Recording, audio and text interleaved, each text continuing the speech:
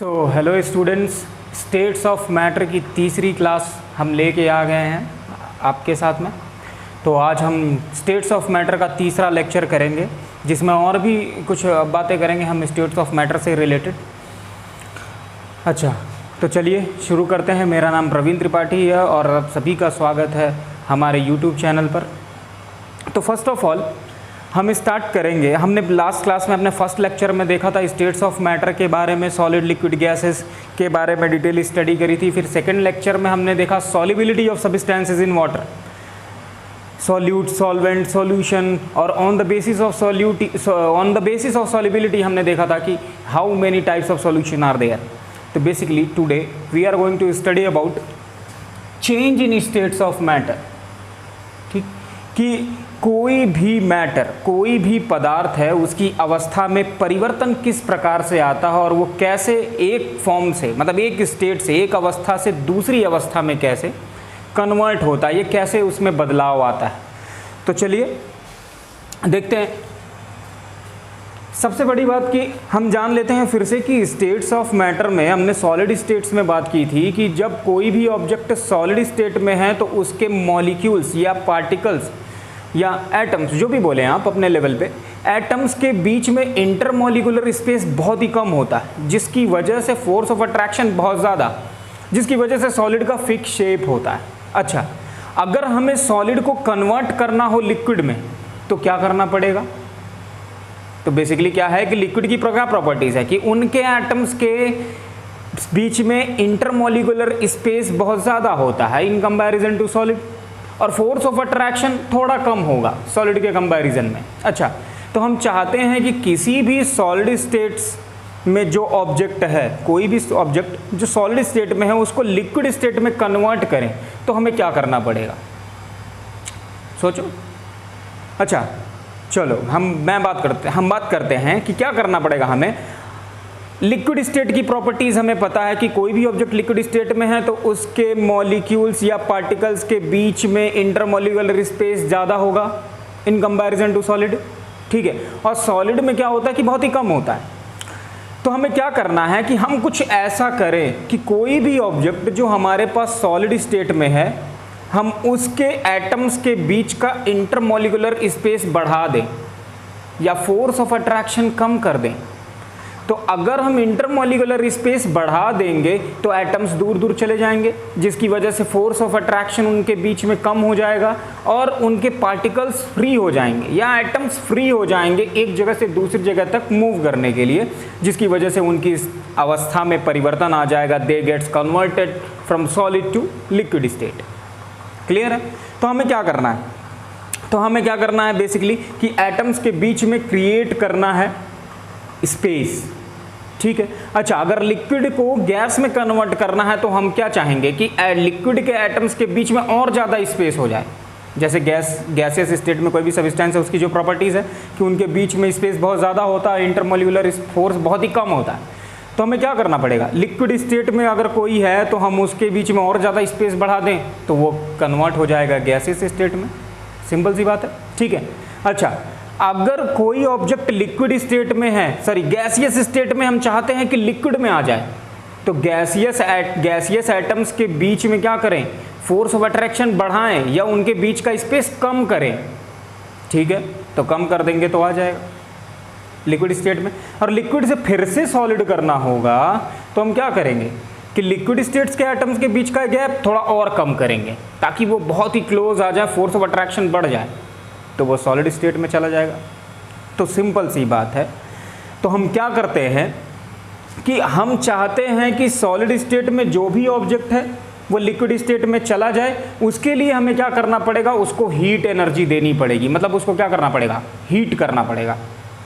ठीक है, तो हीट करना पड़ेगा। जब हम हीट करेंगे तो उनके जो पार्टिकल्स एक ही जगह पर वाइब्रेट कर रहे हैं उनको और ज़्यादा एनर्जी मिलेगी, और इतनी एनर्जी मिलेगी कि they can overcome the force of attraction in between the atoms. उनके एटम्स के बीच में जो फोर्स काम कर रहा होगा उसको ओवरकम कर लेंगे, जिसकी वजह से दूर भाग जाएंगे। हम जो हीट एनर्जी दे रहे हैं, एटम्स क्या करेंगे? उस हीट एनर्जी को लेके और ज़्यादा तेज़ी से वाइब्रेट करने लगेंगे। जिसकी वजह से फोर्स ऑफ अट्रैक्शन उनके बीच का कम होने लगेगा, वो फोर्स ऑफ अट्रैक्शन को ओवरकम कर जाएंगे और दूर दूर चले जाएंगे, तो सॉलिड से वो लिक्विड में कन्वर्ट हो जाएगा। ठीक है, इसी तरीके से अगर हम चाहते हैं कि किसी भी लिक्विड सब्सटेंस को सॉलिड में लेके आना, तो हम क्या करें, उसका टेम्परेचर कम कर दें। भाई अभी दूर दूर है ना एटम्स, हम चाहते हैं कि उसका टेम्परेचर कम हो जाए। उसका टेम्परेचर जब कम हो जाएगा तो उसके एटम्स और ज़्यादा नज़दीक आ जाएंगे। ठीक है, क्योंकि उनके पास काइनेटिक एनर्जी बहुत ज़्यादा थी। कोई भी ऑब्जेक्ट जो मोशन कर रहा है उसके पास काइनेटिक एनर्जी होती है, तो बहुत ज़्यादा दूरी पे हैं, जब उनके पास हीट एनर्जी रहेगी ही नहीं तो वो आपस में एक दूसरे के बहुत क्लोज आ जाएंगे, और क्लोज आने की वजह से क्या होगा, फोर्स ऑफ अट्रैक्शन बढ़ जाएगा और वो कन्वर्ट हो जाएंगे सॉलिड स्टेट में।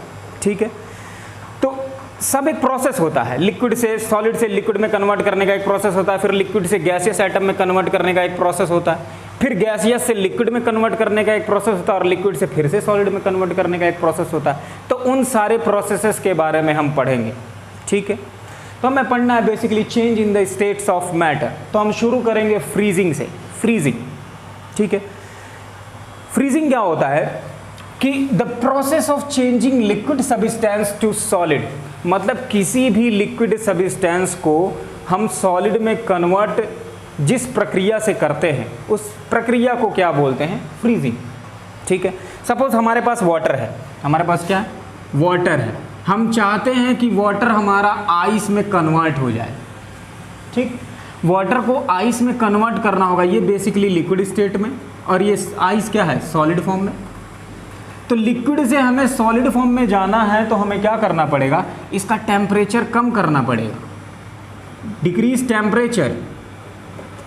ठीक, डिक्रीज टेम्परेचर, टेम्परेचर हम डिक्रीज कर दें। टेम्परेचर डिक्रीज करेंगे तो जो लिक्विड के पार्टिकल्स दूर दूर थे, ठीक है, वो काफ़ी क्लोज आ जाएंगे, ऐसे काफ़ी क्लोज आ जाएंगे। इधर इंटरमोलिकुलर स्पेस इनके बीच में बहुत ज़्यादा है, इंटरमोलिकुलर स्पेस बहुत ज़्यादा है, और यहाँ इंटरमोलिकुलर स्पेस क्या हो जाएगा, कम हो जाएगा। इंटरमोलिकुलर स्पेस कम हो जाएगा, कम हो जाएगा तो ये सॉलिड स्टेट में आ जाएंगे। ठीक है, तो लिक्विड स्टेट में कोई भी ऑब्जेक्ट है या कोई भी सब्सटेंस है, उसको सॉलिड स्टेट में करने वाली जो प्रक्रिया होती है, उस प्रक्रिया को, उस प्रोसेस को क्या बोलते हैं, फ्रीजिंग। ठीक है, अब क्या है कि एक टेम्परेचर, एक डेफिनिट टेम्परेचर पर ही वाटर आइस में कन्वर्ट होगा। सपोज मान लेते हैं कि हम फ्रिज में बॉटल रख देते हैं, पानी हमें ठंडा पीना होता है, तो उसका भी तो टेम्परेचर कम हुआ है, उसका भी टेम्परेचर बहुत ही कम है। ठीक है, तो फ्रिज में रखने से पानी ठंडा हो गया है, वो पानी हम पी लेते हैं, ठीक, ठंडा हो रहता है। लेकिन ऐसा तो नहीं है ना कि टेम्परेचर डिक्रीज करते ही तुरंत वो कन्वर्ट हो जाएगा आइस में, थोड़ा टाइम लगेगा। इट मीन्स क्या है कि अगर हमें लिक्विड स्टेट से वाटर को आइस में, सॉलिड स्टेट में कन्वर्ट करना है, तो इसका टेम्परेचर डिक्रीज करते करते 0 डिग्री सेल्सियस लेके आना होगा। कितना लेके आना होगा, 0 डिग्री सेल्सियस। जब वाटर का टेम्परेचर 0 डिग्री सेल्सियस पर पहुंच जाएगा तो वो आइस में कन्वर्ट हो जाएगा। तो ये जो टेम्परेचर है, जिस टेम्परेचर पर कोई भी सब्सटेंस अपने सॉलिड स्टेट में आ जाता है, उस टेम्परेचर को हम बोलते हैं freezing point. The temperature at which a liquid substance changes into solid, मतलब कोई भी एक ऐसा टेम्परेचर जिसमें लिक्विड सब्सटेंस सॉलिड में कन्वर्ट हो जाता है, उस टेम्परेचर को क्या बोलेंगे, फ्रीजिंग पॉइंट। वो टेम्परेचर फ्रीजिंग पॉइंट कहलाएगा। सपोज वाटर को आइस में कन्वर्ट करना है, तो वाटर को जब हम 0 डिग्री सेल्सियस तक उसका टेम्परेचर डिक्रीज करेंगे, जब 0 डिग्री सेल्सियस तक, तो ये बर्फ बनना स्टार्ट हो जाएगा। ऐसा नहीं है कि 0 डिग्री सेल्सियस पर कंप्लीटली इकट्ठे पूरे बोतल का पानी बर्फ बन जाएगा, धीरे धीरे बनना स्टार्ट होगा। ठीक है, तो 0 डिग्री सेल्सियस पर ये बर्फ बनना स्टार्ट होगा, इसका मतलब सॉलिड स्टेट में कन्वर्जन इसका होगा। तो ये जो टेम्परेचर है, जिस टेम्परेचर पर कोई भी सब्सटेंस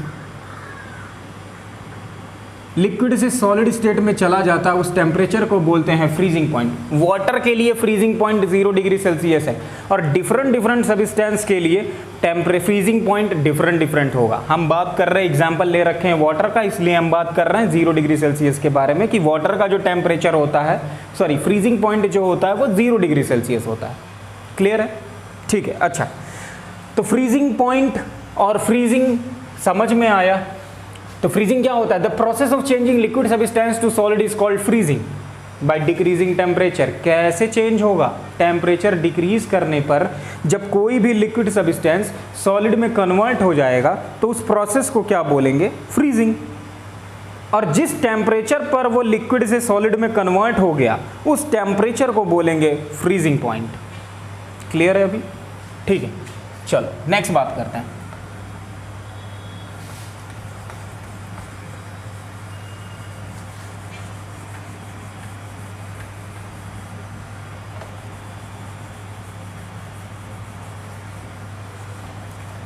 नेक्स्ट बात करते हैं मेल्टिंग के बारे में। मेल्टिंग क्या होता है? The process of changing solid substance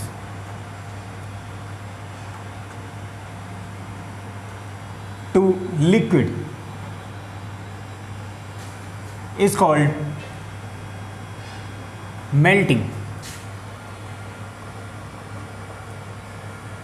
इसको क्या करना पड़ेगा? टेम्परेचर इंक्रीज करना पड़ेगा। समझते हैं अभी थोड़ी देर में, लिख ले पहले। तो नोट डाउन, नोट्स जो भी है यहाँ बोर्ड पर लिखाया जा रहा है उसको नोट करते रहेंगे अपने नोटबुक में। ठीक है, तो बेसिकली क्या है मेल्टिंग? क्या है? एक ऐसा प्रोसेस, ठीक है, the process which is use to convert solid substance to liquid. ठीक है, एक ऐसा प्रोसेस जिसके ज़रिए हम क्या करते हैं? किसी भी सॉलिड सब्सटेंस को लिक्विड में कन्वर्ट करते हैं, उस प्रोसेस को क्या बोलते हैं? Melting. The process of changing solid substance to liquid is called melting. Suppose हमारे पास क्या है कि आइस है, हम चाहते हैं कि आइस को कन्वर्ट करें वाटर में। आइस हमारा क्या है? सॉलिड स्टेट में है, वाटर क्या है? लिक्विड स्टेट में है। तो हमें क्या करना है? सॉलिड स्टेट को किस में कन्वर्ट करना है? लिक्विड स्टेट में। ठीक है, सॉलिड से क्या करना है? लिक्विड में चेंज करना है। तो हम क्या करें? इसका टेम्परेचर इंक्रीज करें। भाई बर्फ का टेम्परेचर 0 डिग्री सेल्सियस है, बहुत ही कम है। हमें क्या करना पड़ेगा? इसको थोड़ी गर्मी देनी पड़ेगी, हीट एनर्जी। जैसे ही हम आइस को हीट एनर्जी देंगे, अब इसके जो पार्टिकल्स काफ़ी नज़दीक आ गए हैं जिसकी वजह से ये सॉलिड में कन्वर्ट हो गया था फ्रीजिंग प्रोसेस की मदद से। अब इसी को क्या करें? जैसे ही हीट एनर्जी देंगे, इसके एटम्स क्या करेंगे? वो हीट एनर्जी गेन करके उनके बीच में जो लग रहा है फोर्स ऑफ अट्रैक्शन उसको ओवरकम कर जाएंगे और दूर दूर चले जाएंगे, जिसकी वजह से उनके बीच में इंटरमोलिकुलर स्पेस इंक्रीज कर जाएगा। तो पहले इनके एटम्स कैसे थे? ऐसे काफ़ी क्लोज। अभी क्या है कि इनको हीट एनर्जी दे दी गई, हीट एनर्जी दे दी गई। हीट एनर्जी देने के बाद इनके एटम्स क्या हो गए? दूर दूर चले गए, जिसकी वजह से इंटरमोलिकुलर स्पेस इनके बीच में बढ़ गया and that solid substance gets converted into liquid. ठीक है, तो ये वो आइस क्या हो गया? लिक्विड में कन्वर्ट हो गया। ठीक, हीट करने पे। क्लियर है अभी? अच्छा, तो हीटिंग पे हमने क्या किया कि हीटिंग पे ये सॉलिड सब्सटेंस हमारा लिक्विड में कन्वर्ट हो गया। तो कोई भी ऐसा प्रोसेस जिसकी मदद से हम किसी भी सॉलिड सब्सटेंस को लिक्विड में कन्वर्ट कर दें, that process is known as melting. उस प्रोसेस को क्या बोलेंगे? मेल्टिंग। और फिर मेल्टिंग पॉइंट क्या होगा? Melting point, melting point the temperature, एक ऐसा टेम्परेचर एट विच, जिस पे a solid substance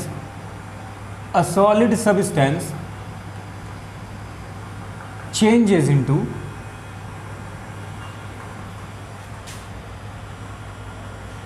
liquid is called melting point, तो एक ऐसा टेम्परेचर जिस पे एक सॉलिड सब्सटेंस लिक्विड में कन्वर्ट हो जाता है, उस टेम्परेचर को क्या बोलेंगे? मेल्टिंग पॉइंट बोलेंगे। तो हमने एग्जांपल ले रखा था आइस का कि आइस सॉलिड स्टेट में हीट करके हमने क्या किया, इसको लिक्विड स्टेट में कन्वर्ट कर दिया। तो कितने टेम्परेचर पर ये कन्वर्ट हो जाएगा ऑल ओवर पूरा आइस हमारा लिक्विड में? जब ये टेम्परेचर 100 डिग्री सेल्सियस, सॉरी देखो ज़रा समझेंगे, मेल्टिंग पॉइंट देखो ज़रा, पानी को बर्फ़ बनाना है, ठीक है, तो उसका फ्रीजिंग पॉइंट क्या होगा? 0 डिग्री सेल्सियस। और 0 डिग्री सेल्सियस पर पूरा बॉटल का पानी बर्फ़ नहीं बन जाएगा, 0 डिग्री सेल्सियस पर वो बर्फ़ भी रहेगा और पानी भी रहेगा। तो जब कभी भी वाटर की बात आती है कि what is the freezing point of water, तो हम बोलेंगे 0 degree Celsius. And what is the melting point of ice is also 0 degree Celsius. भाई 0 degree Celsius melting point of ice और freezing point of water is 0 degree Celsius. मतलब 0 degree Celsius पर बर्फ पानी भी बनेगा और 0 डिग्री सेल्सियस पर पानी बर्फ भी बनना स्टार्ट कर देगा। ठीक है, तो दोनों बातें याद रखेंगे। मैं यहाँ लिख देता हूँ, यहाँ लिख देता हूँ, freezing point of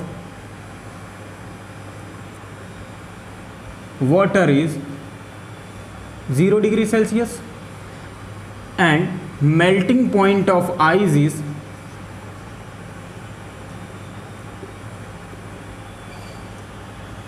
0 degree Celsius. मतलब अगर हमें बर्फ को पानी बनाना है तो भी टेम्परेचर क्या होना चाहिए? 0 degree Celsius, because 0 degree Celsius जैसे ही पहुंचेगा वो बर्फ पानी बनना स्टार्ट कर देगा। हाँ, ऐसा नहीं है कि 0 डिग्री सेल्सियस पर अचानक से पूरा बर्फ पानी बन जाए, धीरे धीरे करके बनेगा, लेकिन बनना स्टार्ट कर देगा पानी, मतलब अपनी अवस्था में परिवर्तन लाना स्टार्ट कर देगा। तो that temperature is called melting point. ठीक है, तो आइस की मेल्टिंग पॉइंट क्या होती है? 0 डिग्री सेल्सियस। और आइस की फ्रीजिंग पॉइंट भी क्या होती है? 0 डिग्री सेल्सियस। पानी है, हम फ्रिज में रखेंगे, जब फ्रिज का टेम्परेचर, सपोज एक बॉटल में पानी रख दिया, फ्रिज का टेम्परेचर जब 0 डिग्री पहुंचेगा तो वो क्या करेगा? बर्फ बनना स्टार्ट हो जाएगा। ठीक है, ऐसा नहीं है कि कंप्लीटली 0 डिग्री सेल्सियस जैसे ही बॉटल का टेम्परेचर 0 डिग्री सेल्सियस हुआ पूरा पानी बर्फ बन गया, धीरे धीरे बनना स्टार्ट हो जाएगा।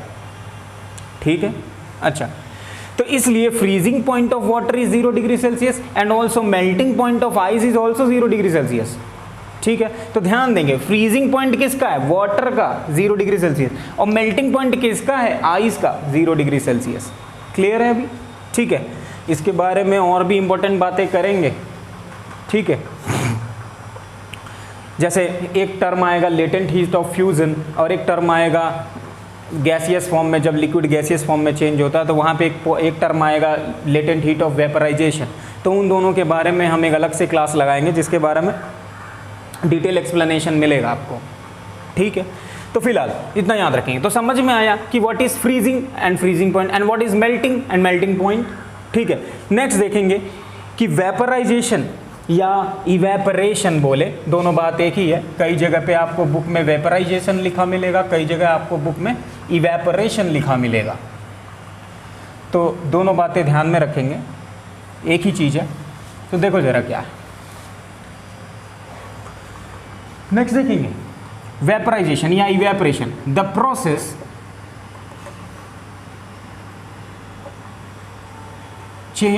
of changing liquid substance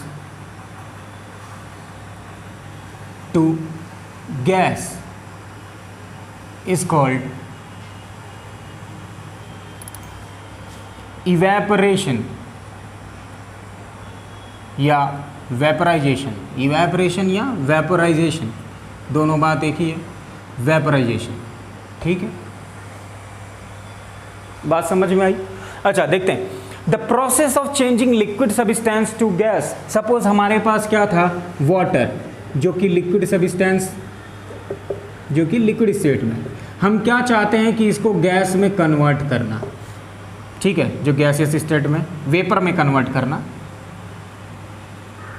vapour में कन्वर्ट करना, जो कि गैसियस स्टेट में होता है। ठीक है, तो वाटर से हमें वेपर बनाना है भाई, पानी से हमें क्या करना है, भाप बनाना है। भाप बनाना तो क्या करना पड़ेगा, हमें इसका टेम्परेचर इंक्रीज करना पड़ेगा। टेम्परेचर क्या करें, बढ़ाएं।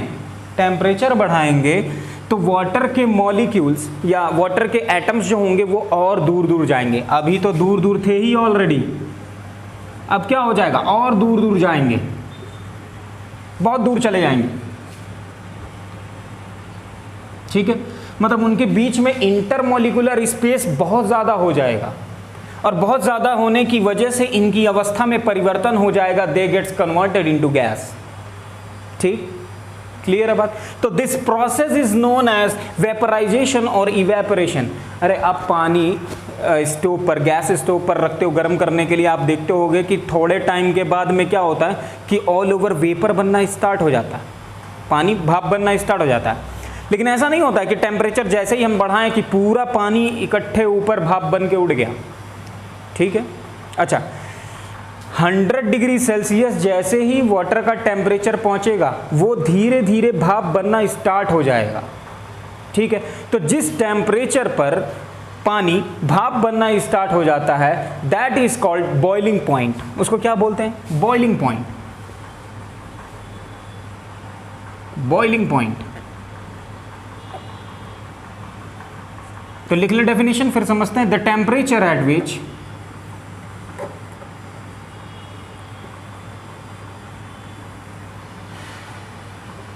the temperature at which a liquid substance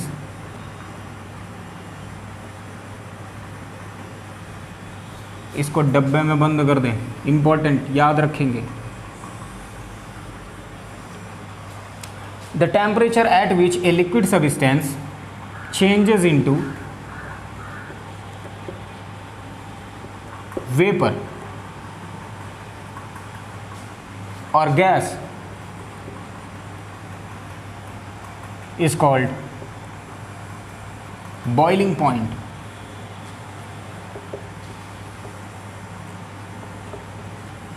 तो एक ऐसा टेम्परेचर जिस पे एक लिक्विड सब्सटेंस वेपर में कन्वर्ट होना स्टार्ट कर देता है, उस टेम्परेचर को क्या बोलेंगे, बॉइलिंग पॉइंट।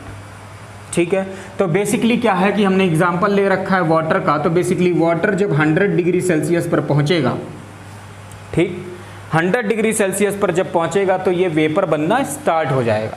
ठीक, तो हम यहां लिख सकते हैं कि boiling point of water is, boiling point of water is 100 degree Celsius. एक और टर्म याद कर लेते हैं, यहाँ पे ऐड कर देते हैं, डब्बे में बंद कर दिया, इंपॉर्टेंट है, याद रखेंगे। ठीक है, तो समझ में आया कि the process of changing liquid substance to gas is called evaporation और वेपराइजेशन। एक ऐसा प्रोसेस जिसकी मदद से हम लोग क्या करते हैं, किसी भी लिक्विड सब्सटेंस को गैसियस स्टेट में कन्वर्ट करते हैं, that process is called evaporation और वेपराइजेशन। और जिस टेम्परेचर पर that liquid substance gets converted into gas is known as boiling point. Suppose we have taken an example of water. Water gets converted into vapor at 100 degree Celsius. So the boiling point of water is 100 degree Celsius. ठीक है, अभी समझ में आया। Next देखते हैं condensation. Next हमारे पास process है। These processes are very important और आपके हर एग्जाम में पूछे जाने वाले क्वेश्चंस हैं, इन पे हर एग्जाम में पूछे जाते हैं। तो कंडेंसेशन क्या है, कंडेंसेशन समझते हैं कि अभी हमने क्या किया है, पानी को भाप बना दिया। ठीक है, मतलब लिक्विड स्टेट में कोई सब्सटेंस था, हमने उसको गैसियस स्टेट में कर दिया। हम चाहते हैं कि गैसियस स्टेट से फिर से वो क्या आए, लिक्विड स्टेट में। तो गैसियस स्टेट से फिर से लिक्विड स्टेट में लेके आना होगा, तो उसके बीच का, उसके एटम्स के बीच का जो इंटरमोलिकुलर स्पेस होगा उसको कम करना पड़ेगा, तब जाके वो लिक्विड स्टेट में आएगा। हाँ, इतना कम नहीं करना है कि वो सॉलिड स्टेट में चला जाए, लिक्विड स्टेट तक ही रखना हमें। ठीक, तो ऐसा प्रोसेस जिसकी मदद से हम किसी भी गैसियस सब्सटेंस को लिक्विड स्टेट में लेके आते हैं, that process is known as condensation. ठीक है, तो लिखते हैं the process of changing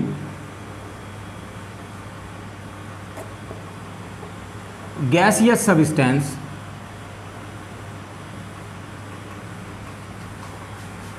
to liquid is called condensation.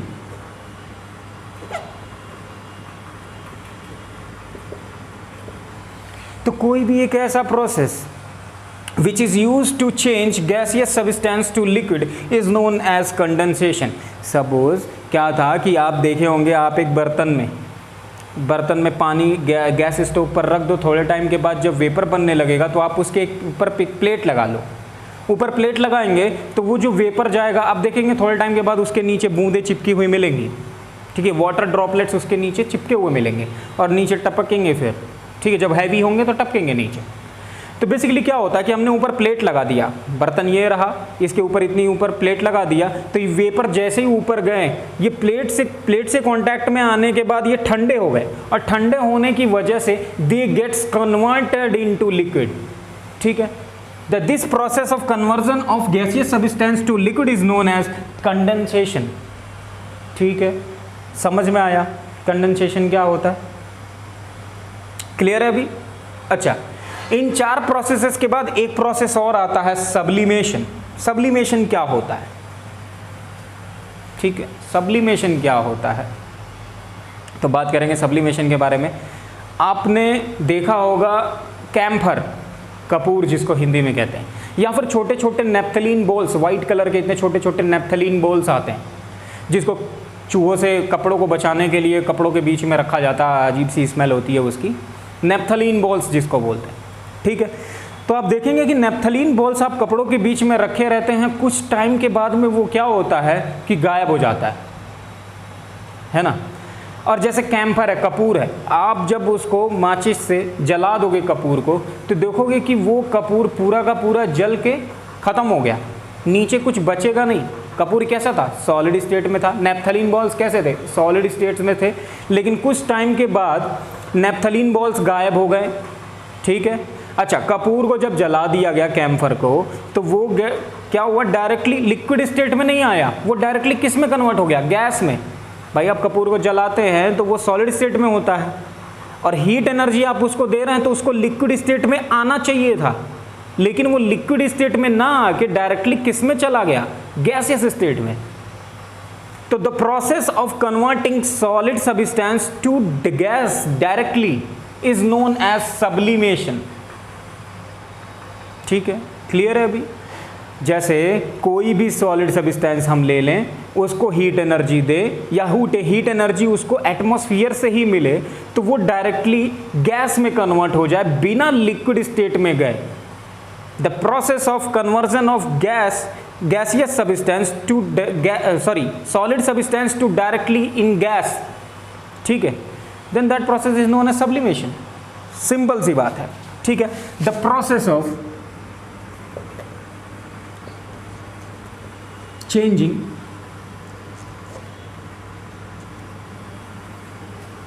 solid substance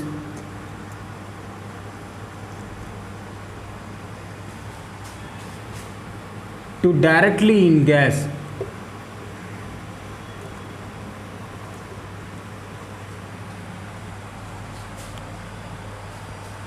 is known as, is called sublimation।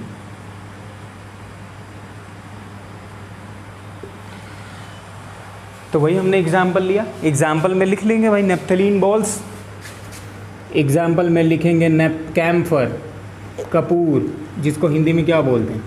Kapoor, या फिर नेप्थलीन्स, नेप्थलीन बॉल्स, नेप्थलीन बॉल्स और कैम्फर। तो नेप्थलीन बॉल्स आप कपड़ों के बीच में, घर में मम्मी ने रख दिया कपड़ों के बीच में नेप्थलीन बॉल्स, ठीक है, ताकि चूहे ना आए, स्मेल ही उसकी ऐसी होती है। तो हम देखते हैं कि कपड़ों पे अगर वाइट शर्ट के बीच में भी रखते हैं तो उसमें भी लिक्विड स्टेट में आता तो दाग धब्बे पड़े रहते हैं ना, बट एक्चुअली में ऐसा कुछ होता नहीं है। It gets directly converted into gas, जिसकी वजह से उसके कुछ भी उसका लिक्विड स्टेट में आते नहीं है, दाग धब्बे कुछ हमारे कपड़ों पे बनते नहीं हैं, बनते तो इस मीन्स वो लिक्विड स्टेट में आ रहे हैं, but it gets directly converted into gases state. ठीक है, तो the process of changing solid substance to directly in gas is known as sublimation. ठीक है, अभी क्लियर है? तो हमने क्या देखा कि हमने देखा कि किस तरीके से कोई भी सब्सटेंस अपनी अवस्था में परिवर्तन करता है and what are the processes are involved. तो first one is freezing. Freezing क्या होता है? किसी भी लिक्विड सब्सटेंस को जब सॉलिड में करते हैं, तो इसको समझने के लिए हमने एक छोटा सा चार्ट बना रखा है, बड़ा सिंपल सा, बहुत ही आसानी से समझ में आ जाएगा कि अगर देखेंगे, ज़रा ध्यान देंगे और खुद भी चेक करते रहेंगे। जैसे सॉलिड से हमें किस में जाना है? लिक्विड में। तो सॉलिड से हमें लिक्विड में जाना है तो ये प्रोसेस क्या कहलाएगा? मेल्टिंग। और फिर लिक्विड से सॉलिड में आना है तो ये प्रोसेस क्या कहलाएगा? फ्रीजिंग। क्लियर है? अच्छा, लिक्विड से हमें गैस में जाना है तो ये प्रोसेस क्या कहलाएगा? इवेपोरेशन या वेपराइजेशन। वेपराइजेशन, ठीक है। अच्छा, गैस से अगर लिक्विड में जाना है तो कंडेंसेशन,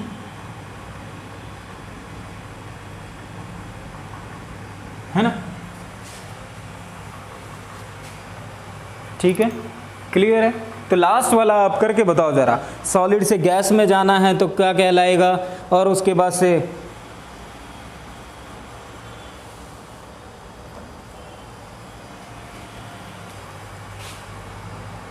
चेक करो आप।